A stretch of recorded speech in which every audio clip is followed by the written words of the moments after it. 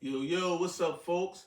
This Impact, and I want to take this time to welcome you all back to the Hurt Business 101. Let's get right into this video, man.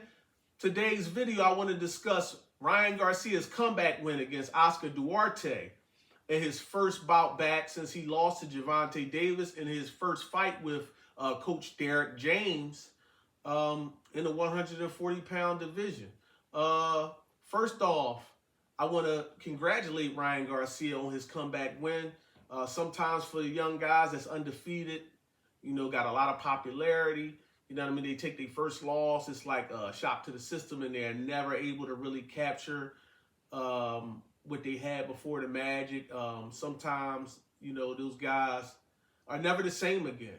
And I don't know exactly where Ryan Garcia is going to end up, but for this fight, he found a way to get a knockout victory.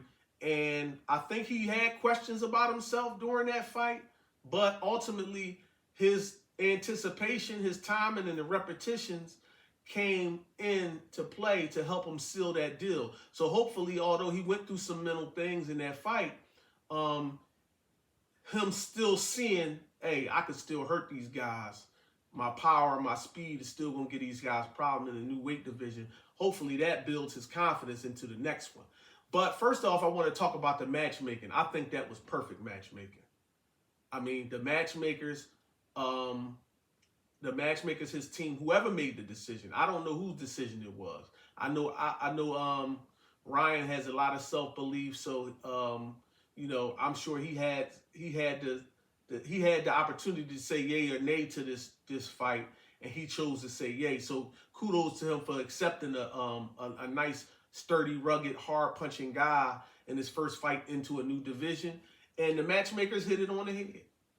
They took a calculated risk that they felt as though their guy had enough to beat, but not a soft guy where if he comes out and blows the guy right out the water, does the guys like a no-hoper, doesn't do any rounds, and it seemed too easy. People will say, well, I still don't know if he could deal with pressure and this, that, and the third. So I thought that was great matchmaking. Perfect person to come back and beat a very beatable guy for a guy with Ryan's physical gifts. But if he wasn't mentally focused enough, it could have spelled a problem against this guy. So that was awesome. Ryan Garcia definitely showed that he has the power at the 140-pound division. The speed is definitely coming up from lightweight to a new division. Generally, guys coming up into the weight are usually faster guys most of the time. And the speed translates, but we don't know if the power is going to translate. The power is real. The power is still translated. He still has that timing, and he still has great anticipation. So those are the things that he's bringing into the ring.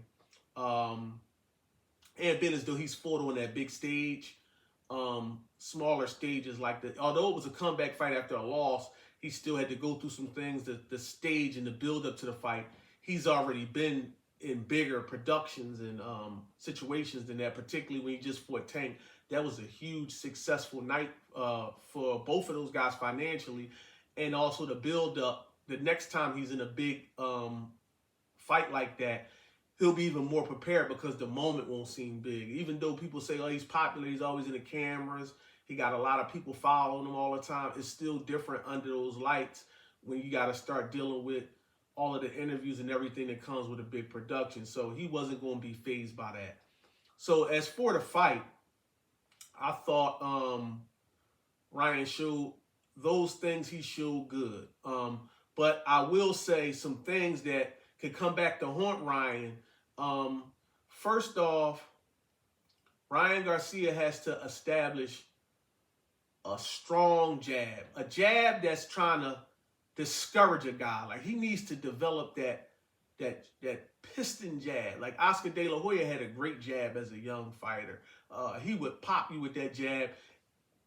In particular for a guy like Ryan that needs a lot of work on the inside.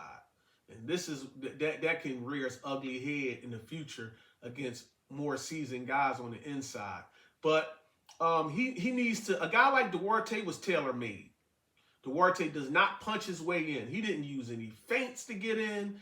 He didn't use any jabs to jab his way in with the stepping in and moving his head. He wasn't even moving his head a lot coming in like I seen him in some past fights that I watched of his. I wasn't that seasoned on him, but he didn't even move his head enough. He stayed on the line, walked straight into Ryan Garcia. Didn't cut off the ring. He just was following Ryan around. So a guy like that that's following you and not cutting off the ring, not giving you a bunch of different angles or jabbing his way in to disguise his attack. He's just coming in. He's not going to punch on his way in. He's only going to start throwing punches once he actually gets into you. A guy like Ryan should have been able to pop him with that jab. He has to work on that. Derek James got to work with him on that jab. He has to commit to it. And that committing to the jab and using it as a weapon, that's going to be a decision Ryan got to make. The coach can only teach you and work on in camp with you and work on in the sparring sessions with you and emphasize it. But that fighter going to have to stick to it. He can't abandon that stick. He should be able to jab a guy like Duarte. He needs to be able to sting him with that jab, a nice punishing jab. We saw Terrence Crawford using a nice, hard punishing jab to discourage Earl Spence. And Earl Spence is as astute when it comes to getting on the interior. You know what I'm saying? So he needs to be able to pop a guy with that jab and really use that jab, walk around him left and right with that jab, and not let a guy that's coming straight, that's following. He's just basically following. He's not cutting him off and trying to trick him and doing tricky ways to get on the inside. So he needs to use that jab. When a guy does get him on the inside, this is where Ryan Garcia struggled in that fight. And I spoke about this commenting on, I'm subscribed to Rebel Life Boxing, really good channel. I really like listening to him, and he, unlike myself, he's on top of it. He's putting videos out constantly. And when something happens, he's pretty much on top of it. Does a good job at helping. It helps, channels like that help me stay up on what's going on. I know what's going on, but it helps me listen and see what the fans are thinking when I read the comments and stuff like that. And also, it's good information on the channel, so go check it out. But I went back and forth with a guy in his comment section. It was lighthearted. I shared my view on Ryan turning his back on his opponent. Also, Rebel Life Boxing, he also spoke on it about the turning of the back, but I want to elaborate on that.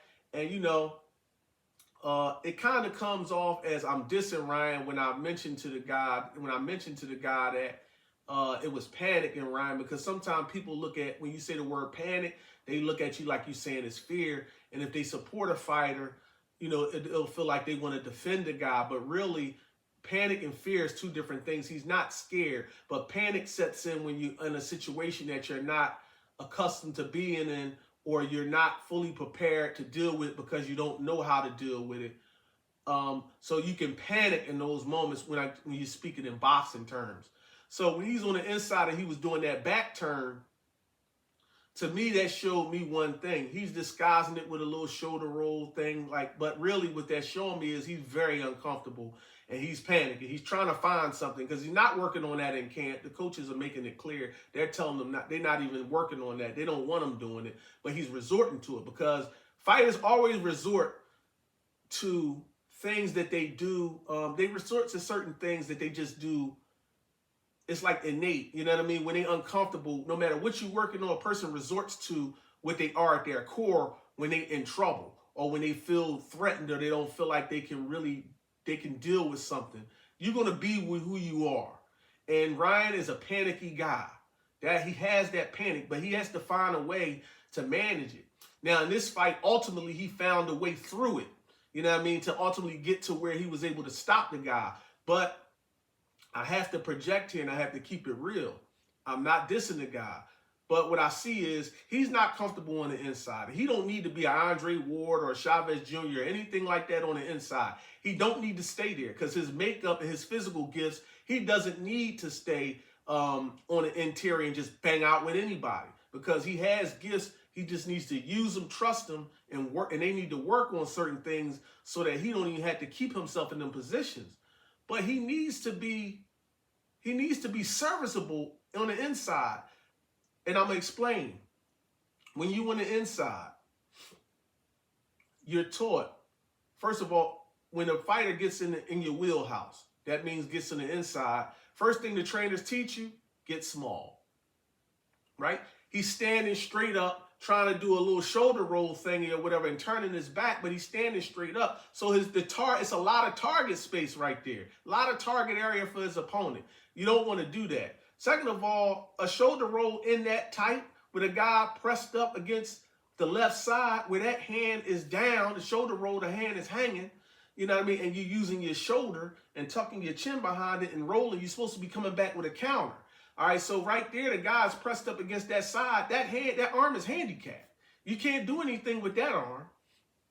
The other arm is on your right hand is up, but it's completely on the other side. You can't use that for anything if a guy's on the left side, and if he wants to decide to work over your left shoulder, he could go to work on you right there. Duarte just chose to throw left hooks. Because he throws hard punches on the inside, but he's not that astute on the inside. He doesn't use hand manipulation or anything like that. He don't control with his hands. He doesn't know how to maneuver a guy with his forearms and put him in position so he can land certain shots. He's not that guy either. But, turning your back and panicking, no, he needs to drop down, which is get small. He needs to catch some of those body shots on his elbows. He needs to return fire. He needs to hook the guy, stand him, and walk him. That's the extent of the interior fighting a guy like Ryan needs to do. As soon as he walks him, the ref separates him, tells him to box. He can reset from a fair distance. Start popping that jab, moving around him left to right. Guys only following you. So you can take a few back steps back, pop him, because once again, you don't have to worry about the fact that you're walking back against Duarte because he's not firing on his way. He's just going to walk to you, and then once he gets in your chest, he'll start throwing. So you can take your back steps, pop that jab, but you got to hit him with that thing and bust his nose with it. You got to punish him with that jab, not just flick it out there or hold it out there to try to keep the guy at bay because he's like a strong bull, and guys like that are just going to keep walking through you.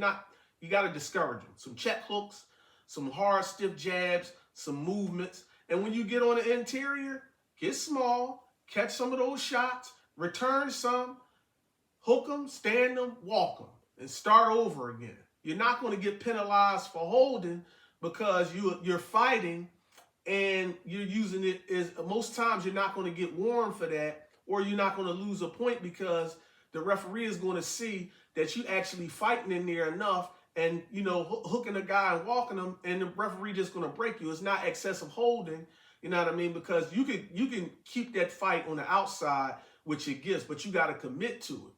And he has to get to a point where he's willing to just be serviceable on the inside without panicking.